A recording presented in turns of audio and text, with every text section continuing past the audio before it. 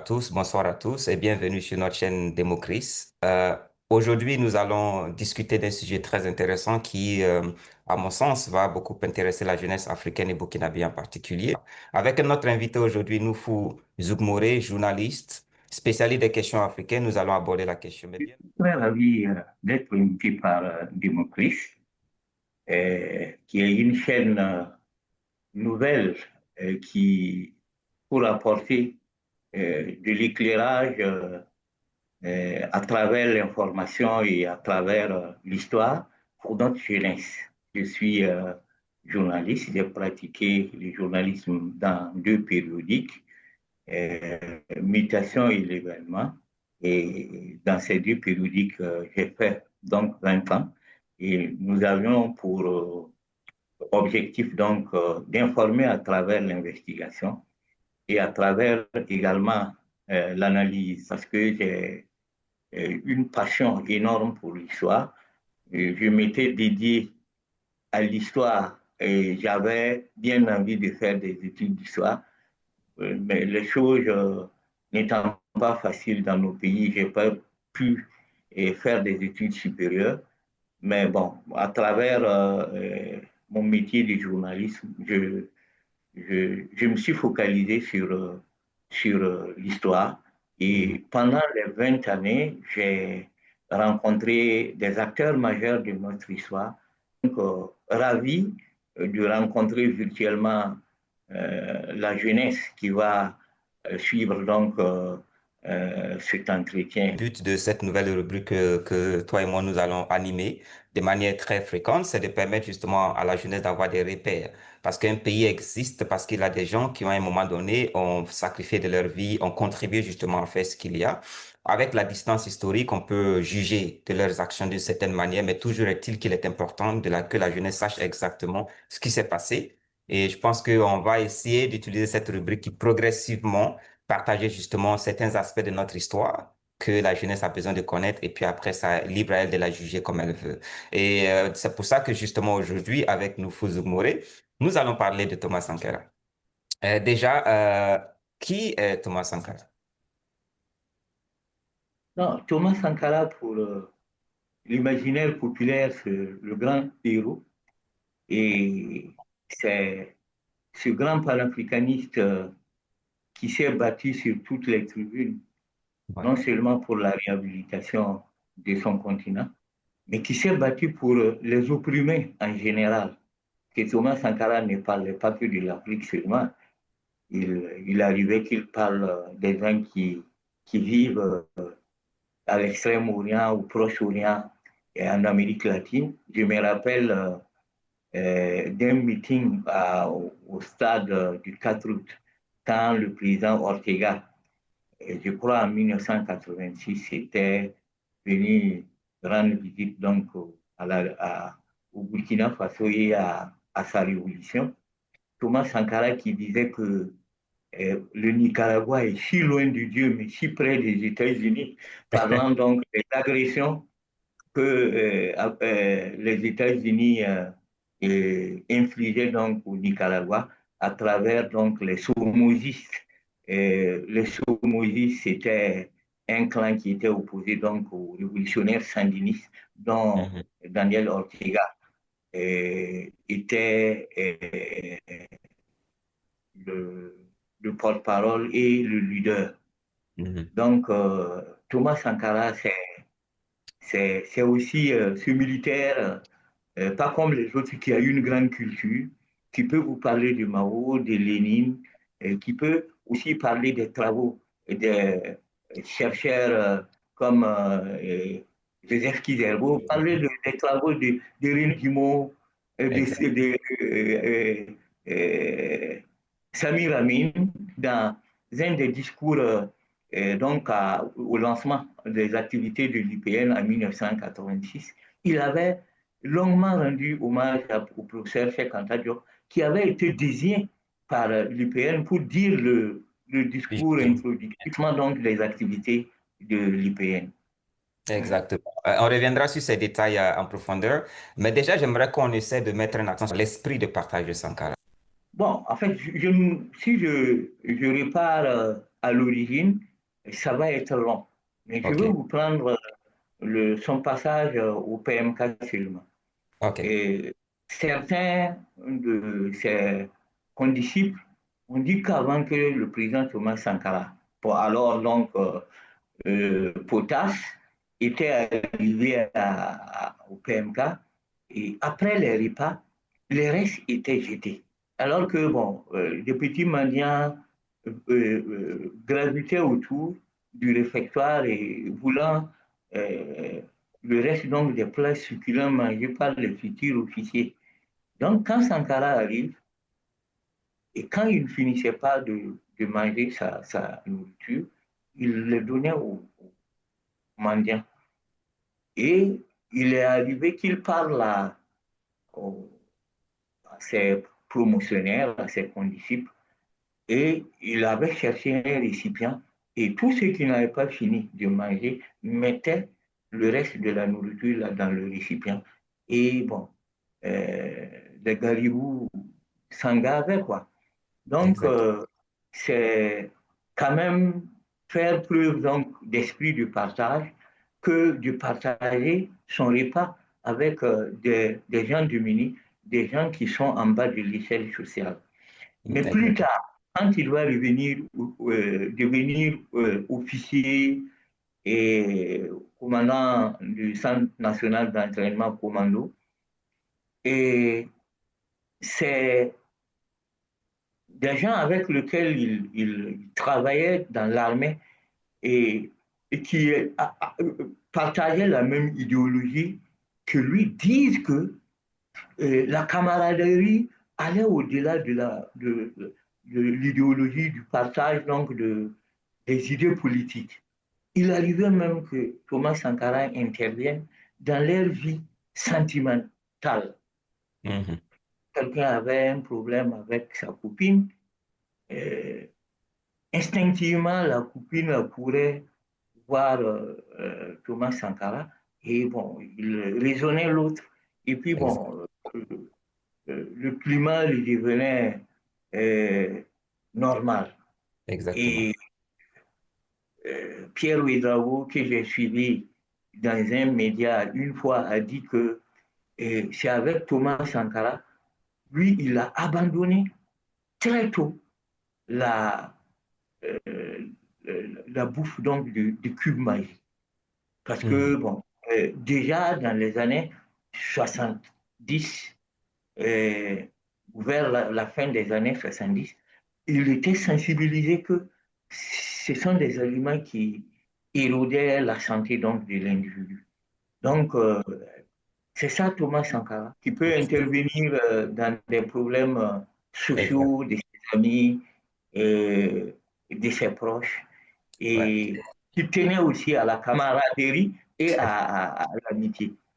Ouais, c'est très intéressant ce que tu dis. Ça veut dire que Sankara, c'était pas un individu avec des pratiques ou des actions incohérentes, mais tout ce qu'il faisait, c'est le prolongement d'une personnalité qui était ancrée dans des valeurs profondes en réalité. C'est-à-dire, il y croyait et il était ce qu'il était en fait. Il exprimait justement ce qu'il était et c'est très important. Aujourd'hui, beaucoup de communistes, comme dirais des leaders qui se sont battus pour les combats politiques ou indépendantistes, beaucoup ont été taxés d'avoir utilisé le communisme ou les slogans communistes sans véritablement connaître un peu le contenu de ce que c'est. Et aujourd'hui, Sankara avait un rapprochement avec les cercles marxistes. La question de savoir est-ce que Sankara était véritablement un marxiste, n'était-il pas un marxiste, était-il quelqu'un qui a utilisé l'environnement, le contexte géopolitique de l'époque pour justement se positionner. Qu'est-ce que vous pouvez nous dire par rapport à ça? Non, bon, en fait, Thomas Sankara arrive au lycée au moment où ce discours et la pratique, quoique dans la clandestinité, avait pris du temps. Vous savez que le premier parti communiste en Haute-Volta, devenu le Burkina Faso, était né en 1963, Mhm. donc 3 ans après les indépendances. Et, et ce parti s'appelait le Parti africain de l'indépendance, qui était Mhm. une section du Parti africain de l'indépendance, né, lui, en 1957, à Dakar, et dont le leader était le pharmacien Majmoud Diop. Donc, ce sont des étudiants qui ont pratiqué donc l'université de Dakar, qui vont amener donc le PAI ici, le Parti africain de l'indépendance, et dont le leader ici était un douanier, Amirou Tombiano, et les figures connues, bien que c'était un parti clandestin, les figures connues, c'était les Adama Touré, qu'on appelait, que les élèves appelaient Lénine d'ailleurs, et Ali Pascal Zumrana, et, que les intimes appelaient Zap, du diminutif de son nom, qui a agi aussi dans le syndicat enseignant à l'époque. Mhm. Donc, c'est Adama Touré, compte tenu donc de sa proximité avec les PMKLIS, les futurs officiers, et à l'école donc de la formation donc de Ouagadougou, et la pépinière donc la formation donc des leaders de l'armée, à leur contact, va introduire les idées communistes au PMK. Et Adama Touré était un professeur d'histoire et de géographie. Et il était par ailleurs directeur des études donc, du PEMC. Donc, c'est Adama Touré qui va ouvrir donc les yeux donc, de ces jeunes-là à la lutte de classe. Mhm. Et beaucoup vont y rester, dont Thomas Sankara. Et d'autres expériences vont contribuer donc à la bonification de ces idées, donc à travers Thomas Sankara. Yeah. Exactement. Et Son intérêt, et il y a une anecdote, je ne sais pas ce que vous en pensez, l'intérêt de Sankara justement pour les réflexions, les sectes de réflexion marxistes. Une anecdote qui disait que lors de son séjour au Maroc en 78, il fuguait pour retrouver sa fiancée à l'époque, Mariam Sankara, Mariam Sermé qui deviendra Mariam Sankara, mais profitait, aller à Caen justement participer au cercle de discussions marxistes et tout. Ça veut dire que et très tôt déjà, il était intéressé par cet environnement de discussion, de débat intellectuel, lisait beaucoup. Donc, cette anecdote montre à quel point très tôt il était intéressé justement par ces débats. bien sûr, puisque bon, il avait déjà été sensibilisé tôt au lycée par son professeur de géographie, mais comme vous l'avez dit, en fait, c'est quelqu'un,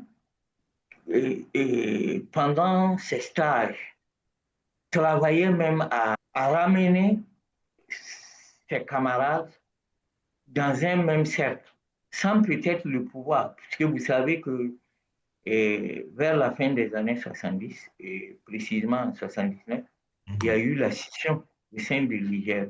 Et Yeah. Sankara avait des amis au sein des deux tendances. Donc, quand il allait non seulement rencontrer sa fiancée, il profitait aussi de rencontrer euh, les étudiants politisés. Vous savez que la Haute-Volta a eu euh, euh, un mouvement étudiant très politisé. Moi, je me demande même si le Sénégal nous valait en termes donc, de politisation donc, de l'univers estudiantin.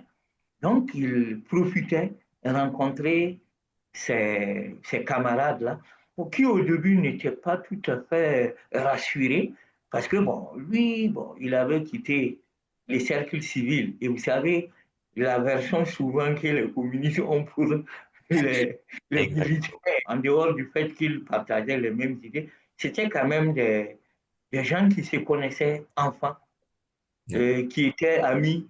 Par exemple, Fidel Touré, euh, qui a été pendant longtemps un militant proche donc du mouvement national populiste, le Monopole, l'autre flanc donc de l'IGF. C'était son ami d'enfance, ils ont fait le collège ensemble, jusqu'à pratiquement sa mort, ils sont restés des grands amis. C'est-à-dire Valère que Sommet, qui a fait le, euh, l'école primaire avec Sankara à Gawa, qui a été un grand leader estudiantin également. Bon, ils vont souvent se rencontrer en France pendant donc ces, ces séjours semi-clandestins pour échanger sur le pays et sur donc le regard que le monde étudiant avait sur le monde, par exemple. Donc, et, très tôt, Thomas Sankara, peut-être à son corps défendant, a été porté par le mouvement de gauche de la haute volta. Donc, c'est un pur produit de la gauche voltaïque devenu burkinabé. Exactement. Et là encore, parce que là, on revient sur les influences justement de Sankara et puis son environnement. Vous avez parlé justement de Adama Touré. Et également, il y a Hassan Boigny-Sanié. Qu'est-ce que vous pouvez nous dire de la relation entre les deux? Arsène Bouinsa, c'est un des cadres du président Thomas Sankara. Et, mais Adama Touré est resté longtemps au PMK. Donc, tous ceux qui sont venus euh, euh, à l'école militaire l'ont trouvé où tous ceux qui euh, ont eu la possibilité d'étudier ailleurs et ont entendu parler donc de Adama Touré. Et je n'ai pas eu les preuves tangibles que Bouinsa Hassan était un des militaires qui était membre du pays. Vous savez que c'est des partis clandestins. Souvent même, il faut être dans une cellule avec quelqu'un pour savoir que la personne est dans le même parti que vous. Une anecdote qu'on m'a racontée, malheureusement la personne ne vit plus, c'est Justin Koulibaly, voilà, qui était opposé à, un peu au CNR du temps de la Révolution, mais qui avait un grand respect pour Thomas Sankara. Il m'a dit un jour que lui, il a connu physiquement Sankara à Dakar. Il y avait une organisation antenne donc de Niger qui existe toujours d'ailleurs, qui s'appelle l'ASV, l'Association des scolaires voltaïques, et qui s'appelle maintenant l'Association des scolaires burkinabé. Et Bouinsan, bien qu'il était un militaire à l'ASV, puisqu'il était à Dakar pour ses études de médecine. Et Sankara était venu à un séjour officiel et il n'a pas dormi à l'hôtel. Il Mhm. dormait dans le piole donc, de Bouinsan. Un élément important dont vous voulez discuter, c'est sa rencontre justement avec l'ancien Sidibé lors de son séjour malgache. Qu'est-ce que vous pouvez nous dire par rapport à ça? Antsirabe, c'est l'autre étape. Euh, Madagascar aussi a eu à peu près la même histoire que nous. C'est un pays colonisé par la France et qui avait, je ne dirais pas un pantin, mais un allié local euh, à la tête donc de cet État tyrannin. Mais un peu plus tard, il va avoir des manifestations chocs qui ont provoqué beaucoup de monde, surtout dans l'univers occidental.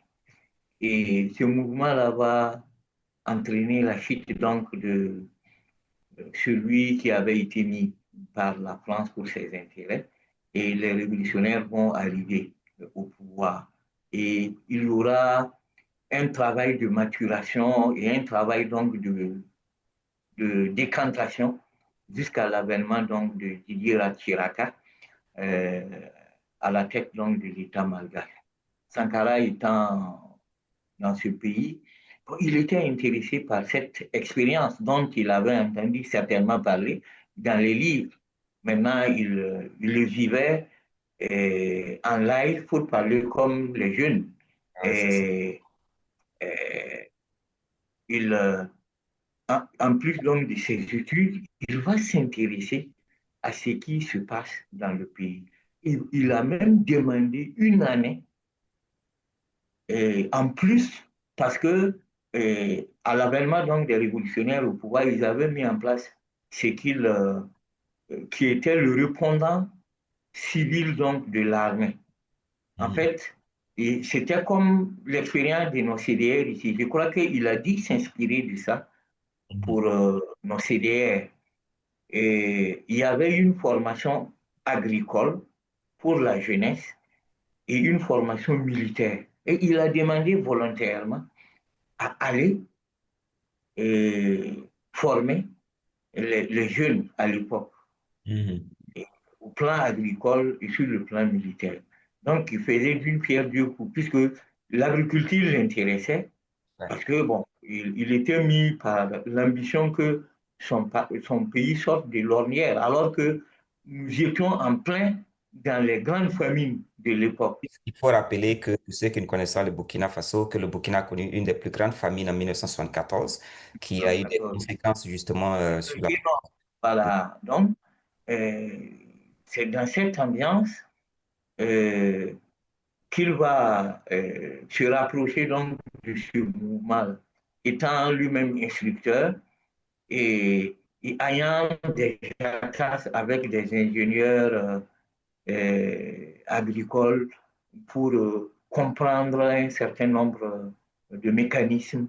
Et c'est nanti de tout ça qu'il va revenir au Burkina Faso. Mais au cours de son séjour, il va rencontrer un aîné africain, ceux qui avait connu le socialisme de Modibo Keïta. Et il va s'imprégner donc de ce socialisme-là auprès de ce grand frère, Lassina Sidibé. Et il aimait aussi la musique mandingue, mais ne comprenant pas donc le Bamana, Sidibé lui expliquait ce que les grands griots comme les euh, Sori Kandia Kouyaté et bien d'autres griots, les Banzouma Sissoko, ce qu'ils disaient dans leurs chansons, et ça le subjuguait. Et c'est par Sidibé que Sankara va savoir que Modibo commandait ses discours à plusieurs personnes. Mhm. Quand il allait s'adresser à une assistance, il demandait peut-être à trois quarts un draft. Mhm. Et c'est Question. il potassait pour parler aux gens. Et je crois que ceux qui étaient dans le sillage donc, de la Révolution, certains ont dit, affirmé que c'est ce que Sankara aussi faisait. Il ne tenait pas de papier, mais ses discours étaient préparés. Ce n'était pas dans l'improvisation. Se lançant à Sidibé-là, Sankara, il était fidèle en amitié. Ils sont restés amis jusqu'à ce qu'il devienne président. Et au moment de la crise, et ça c'est dans le livre donc, du Bruno Zafré que j'invite les jeunes donc, à lire, biographie de Thomas Sankara. Il s'ouvre à Sidibé Lassina sur les difficultés qu'il a, et bon, qui le réconforte. Il met même Sidibé à contribution avant la guerre de Noël pour qu'il raisonne Moussa Traoré parce qu'il ne voulait pas de la guerre. Donc, Sidibé va Et là voir. également, pour ceux qui ne connaissent pas l'histoire du Burkina Faso, la guerre de Noël, c'est Voilà. la guerre entre le Burkina Faso et le Mali qui a eu lieu en 1985. La Voilà, guerre donc, de Noël, bon, une guerre qui n'a pas duré d'ailleurs. Je crois oui. que ça fait moins d'une semaine. Ah, Sidibé va travailler à raisonner euh, Moussa bon, a expliqué l'esprit, mais bon, il était dans une configuration telle que c'était difficile qu'il ne fasse pas donc la mhm. bagarre, quoi. Ouais, Donc, c'est ça. ce sont ces influences aussi malgaches et qui est une continuation de ce qu'il avait déjà eu au PMK à Ouagadougou, qui vont continuer donc à forger sa personnalité.